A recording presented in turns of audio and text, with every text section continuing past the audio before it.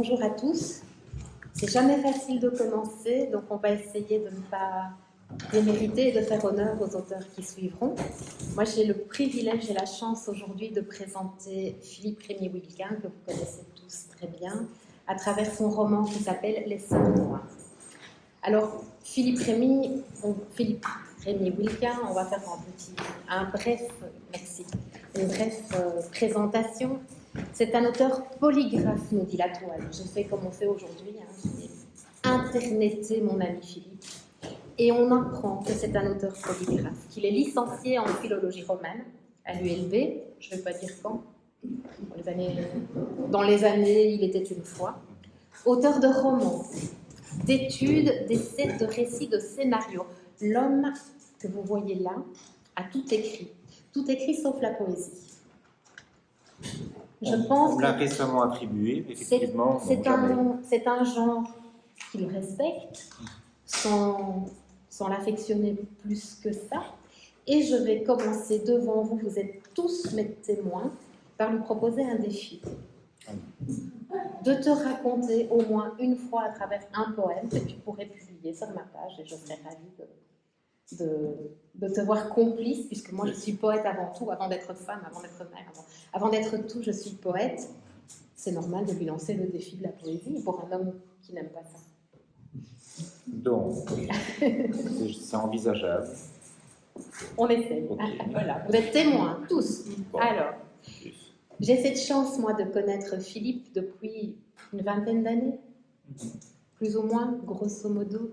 Je l'ai côtoyé, je le côtoie dans les coulisses de la littérature, comme vous, aux côtés des Jacques de Decker, Christian Lutz, Christian Liben et autres, Vincent Engel, je ne cite que, mais il y en a des tas. Je crois qu'à côté de chaque auteur en Fédération Wallonie-Bruxelles, il y aura à un moment donné Philippe Rémy-Wilquin qui viendra avec sa plume bienveillante, taillée, critiquer, mais dans le sens constructif du terme, les quelques méfaits littéraires qui auraient pu être commis. Je le présente souvent comme un personnage contrasté. Un personnage qu'on adore ou qu'on n'aime pas trop, qui nous agace, qui bouscule, qui dérange. Et là, Philippe me répond, écoute, tu exagères.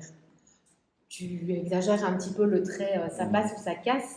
Moi, je suis, et je le cite, je suis beaucoup plus doux et normé que tu sembles le penser. Je suis franc, mais gentiment. C'est aussi une vérité, parce que Philippe est un homme de contraste, c'est un homme pluriel qui ne peut pas se résumer comme ça en une demi-heure de présentation dans cette magnifique maison des écrivains. Pour moi, Philippe, il incarne la curiosité intellectuelle, bienveillante, l'intransigeance quand il se sent floué, la dureté à l'encontre des comportements qu'il va définir comme abusifs et transgressifs. Philippe, il est de toutes les plumes, de tous les combats, en faveur des auteurs belges, bien sûr, qu'il recense par centaines, et si vous le suivez sur les réseaux, vous saurez que tous les jours, Philippe promet un jour, peut-être demain, ou après-demain, ou peut-être plus tard, de se reposer.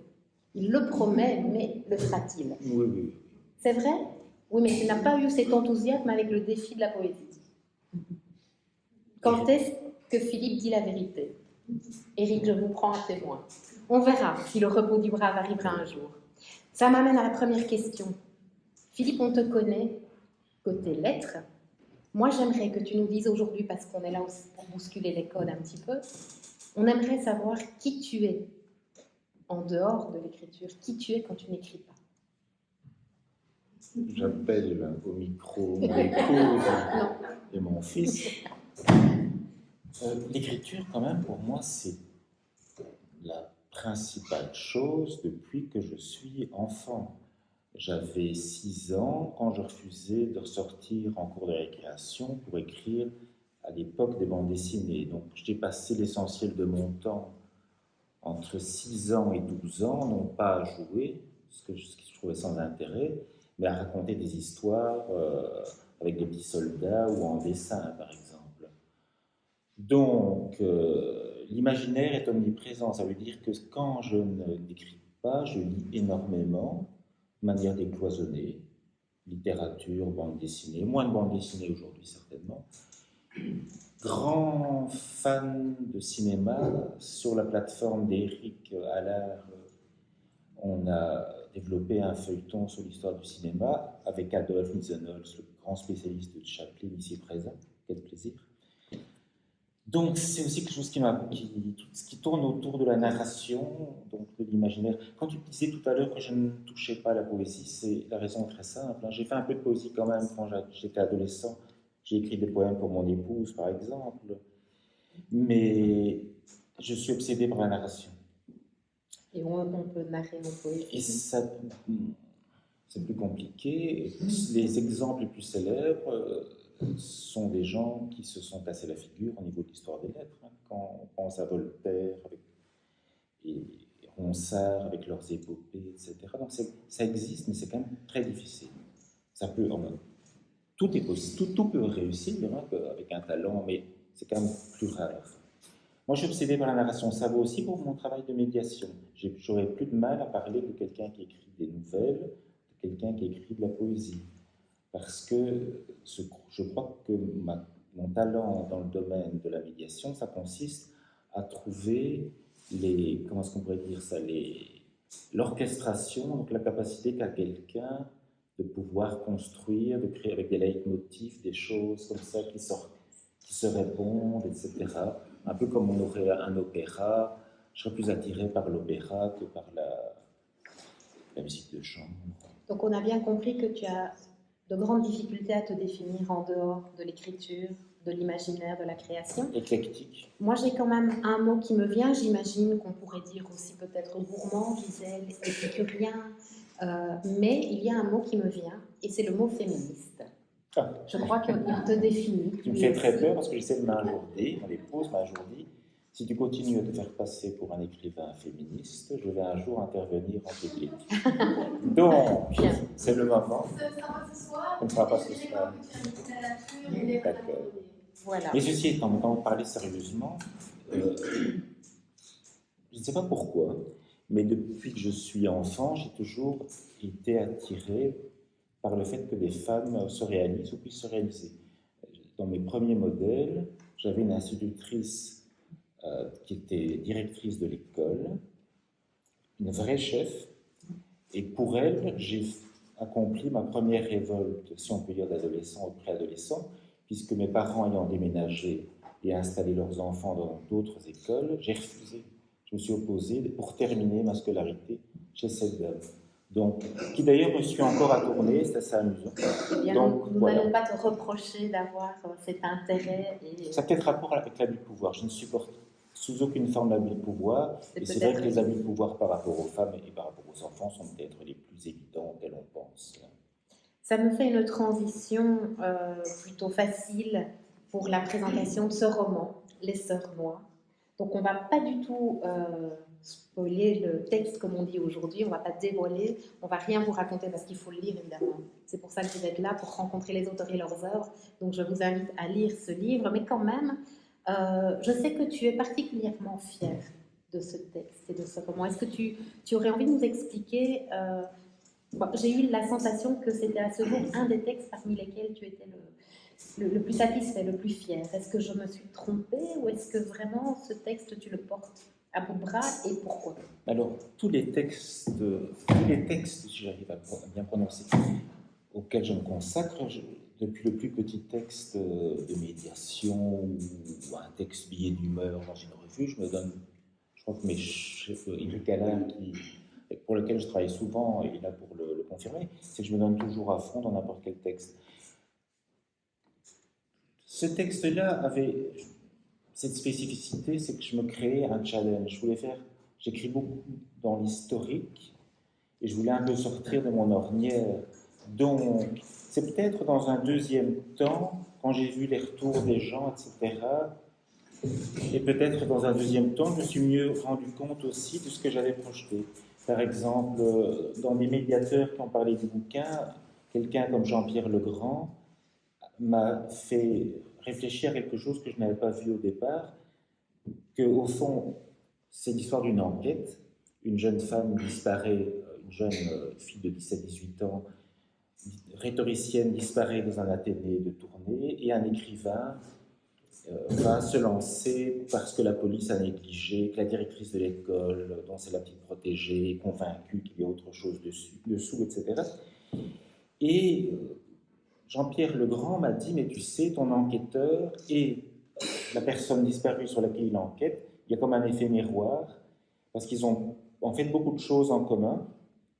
Et alors là, ça renverrait à des choses intimes. J'ai toujours été frappé peut-être par le sentiment d'altérité, peut-être parce que quand j'étais enfant, je vivais dans un village, mes parents déménageaient tout le temps, donc les petites choses de la vie de tous les jours développent des mécanismes qui finalement nous constituent comme créateurs. Mes parents avaient vécu en Afrique, j'étais un peu plus bronzé étant enfant que maintenant, etc. Donc ça m'a peut-être rendu plus sensible à ce qui est la discrimination pour d'autres. Ça peut être la communauté juive, par exemple, aussi, hein, que, dans certains romans, j'en ai parlé, etc.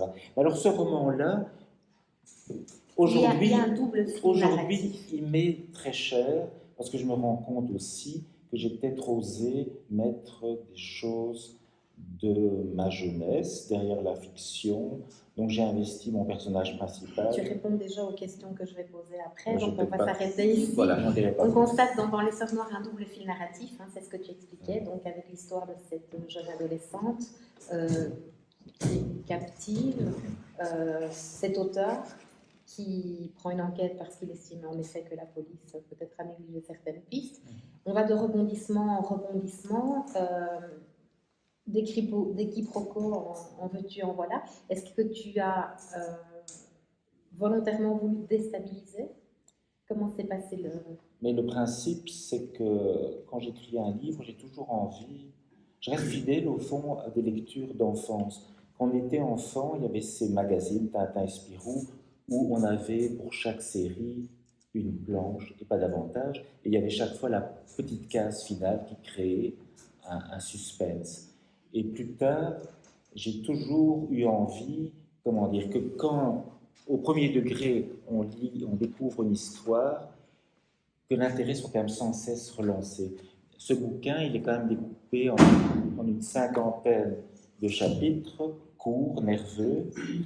Alors, ce qui est peut-être ma spécificité, bon, je ne suis certainement pas le seul dans le cas, mais j'ai des goûts qui se manifestent à travers aussi ce que je lis, ce que je vois et ce que j'écris, hybride. Ça veut dire qu'une histoire soit appétissante au premier degré et qu'on soit capté par un suspense qui régulièrement distille ses effets, ses indices, etc.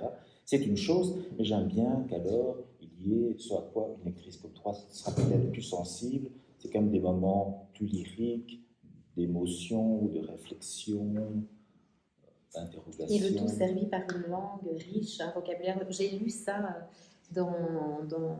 sur le net, j'ai un peu voyagé pour voir ce qu'on disait de ton livre et je vois un commentaire qui dit « Belle enquête riche en vocabulaire, un auteur de polar convaincu que la police fait fausse route et une note belle, intelligente et généreuse. » Donc, à côté de l'intrigue, à côté du développement, des rebondissements, de ce double fil narratif, il y a aussi un amour qui s'exprime pour la belle langue. Et ça, quand j'écris un bouquin, j'ai envie, c'est un peu comme on offrirait un repas gastronomique, enfin, c'est prétentieux ce que je vais dire. Donc je ne dis pas que je le réussis, j'essaie que ce soit comme un repas gastronomique où tu aurais beaucoup d'ingrédients, mais que ces ingrédients soient servis chauds, soient servis dans une vaisselle de qualité, où tu sois bien installé pour le consommer, que tu aies la petite ombrelle s'il fait chaud, etc. Qui est vraiment beaucoup de choses. Mon rêve, c'est quelque part de satisfaire toutes les attentes du public. C'est un rêve, un fantasme qui, je crois, est commun a priori à beaucoup, mais je ne crois pas que beaucoup s'en donnent les moyens.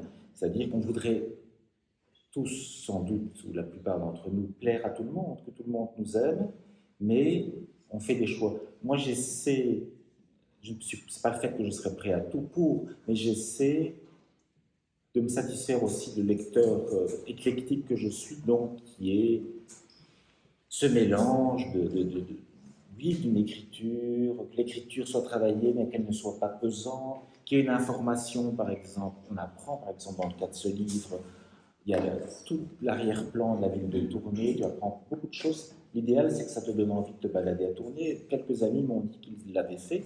Après avoir lu le bouquin, ça m'a fait fort plaisir. Mais il ne faut pas que ça soit pesant. Donc là, c'est essayer de mettre des ingrédients différents, mais que ça reste, comment est-ce qu'on pourrait dire ça, donc toujours équilibré, et que l'essentiel soit quand même que l'on tourne les pages et qu'on reste dans l'appétit perpétuel. Et c'est ce que la plupart des critiques semblent avoir. Alors, tu as cité avancé. le nom d'une ville, Tournai, qui est finalement plus qu'un décor, c'est aussi comme un personnage du roman. Tournai, c'est une ville que tu connais bien. Tu y as passé une grande partie de ta vie, si je ne m'abuse. Alors, Tournai, l'histoire concerne un auteur, dans un salon du livre. Certains ingrédients ne sont pas sans lien avec toi, tu l'as dit tout à l'heure.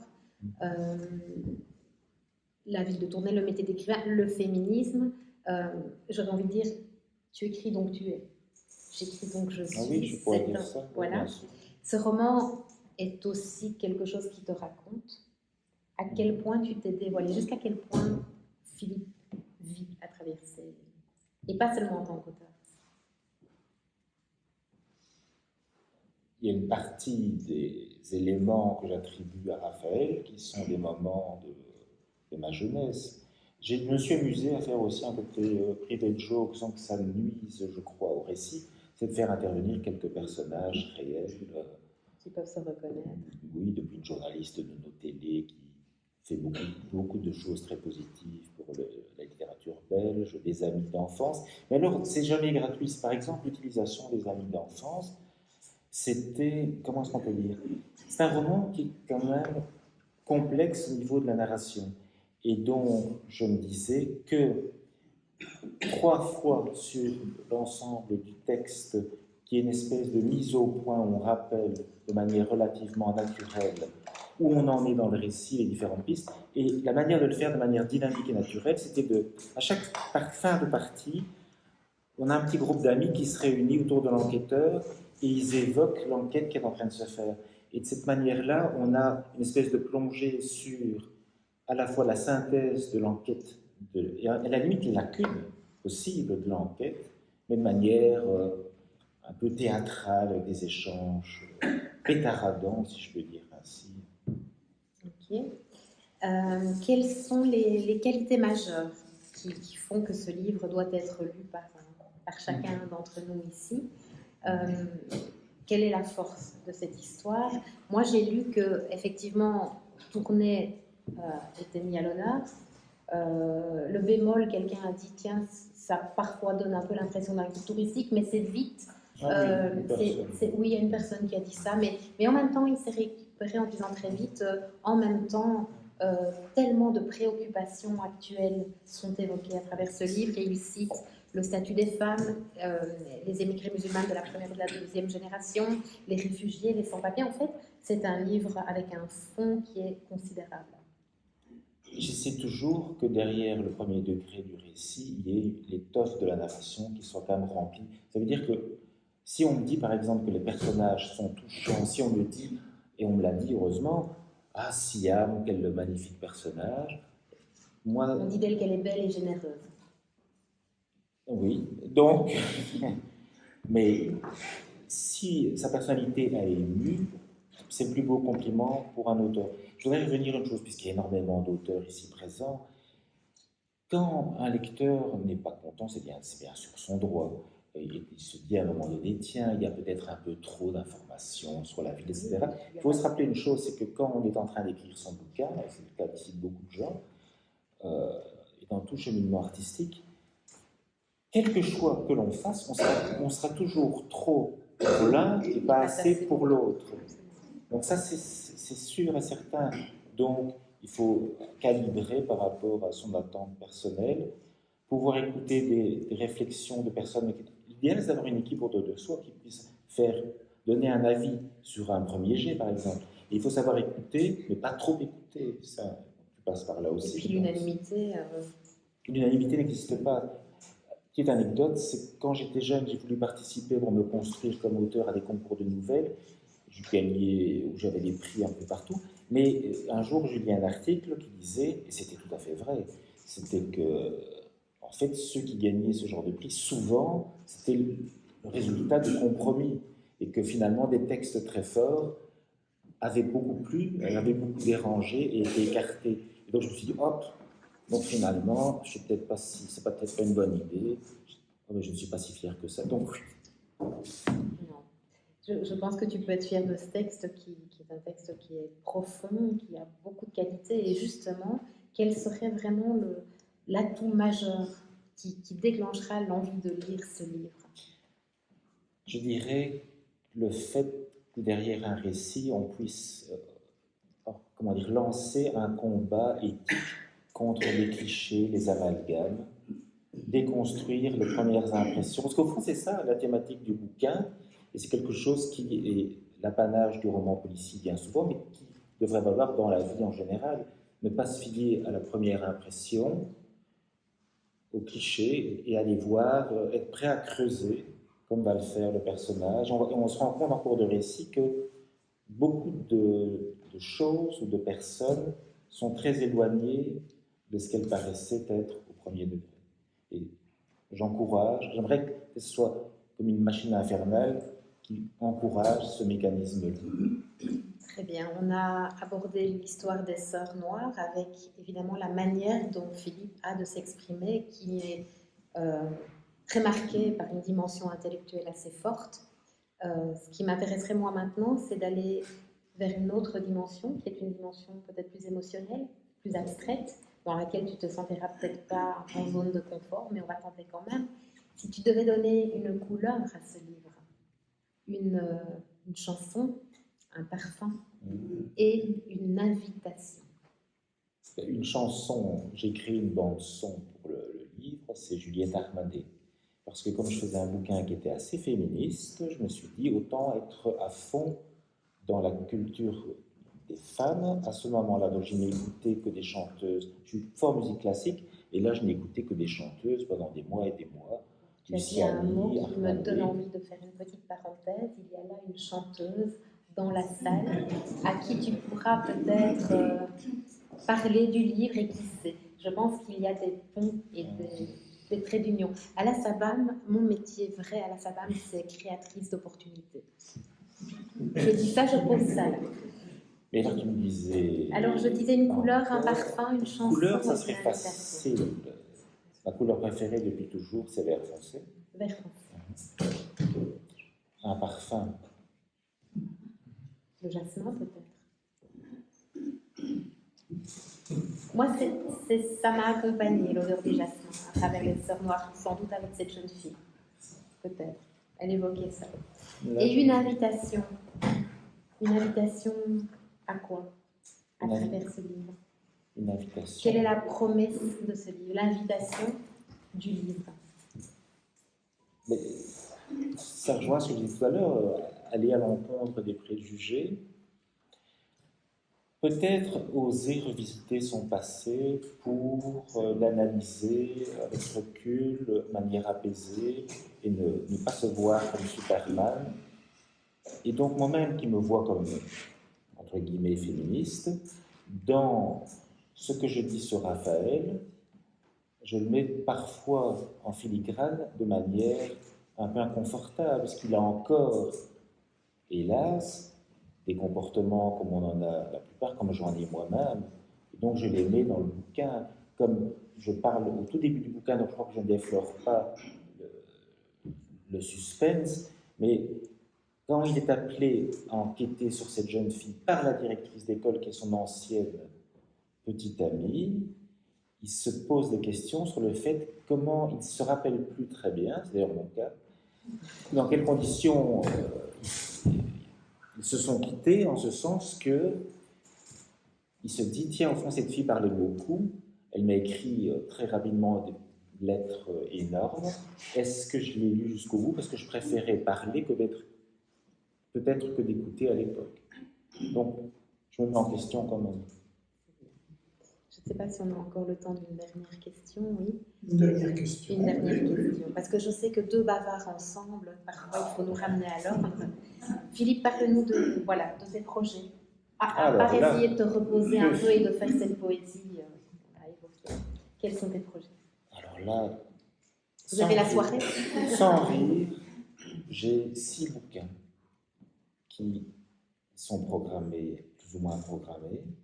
Donc, ça veut dire que je suis en train d'écrire un recueil de nouvelles qui m'a été commandé. Donc ça, je m'investis énormément dedans. Ça va être, il y aura sans doute un petit côté testamentaire, mais pas au sens triste du terme, au sens avec du recul, se pencher sur la Belgique. Enfin, en disant ça, j'en ai déjà lu beaucoup, puisque c'est la collection, on peut le dire, je crois que ce n'est pas un secret. Marc a déjà participé à la collection, a fait un magnifique Belgique. J'avais écrit plusieurs commentaires, plusieurs articles sur des très beaux livres parus dans la collection Belgique. Donc, finalement, on m'a proposé d'en faire un, c'est très bien. Je fais un essai sur littéraire en duo avec Jean-Pierre Legrand, sur Vincent Engel, son cycle toscan. Et alors, il y a un cycle... En fait, comme j'écris beaucoup, que je travaille énormément, pendant que je publiais un bouquin, il y en avait un qui était mis en réserve. Et donc, j'ai un cycle de 4 livres qui commence à sortir. Voilà, donc, vous avez vu que ce n'est pas demain qu'il va se reposer, notre ami Philippe. Je terminerai en vous remerciant de votre attention, en vous invitant à découvrir ce livre, à vous plonger à l'intérieur de l'univers de Philippe Rémy. Et puis, je vous donne rendez-vous, Philippe Rémy ou Wilquin, sorry. Et je vous donne rendez-vous peut-être dans quelques mois ou un an ou deux, qui sait, pour la découverte éventuelle d'un recueil de poésie écrit par Philippe. Recueil de poésie, non. On en reparlera peut-être, qui sait, s'il te plaît.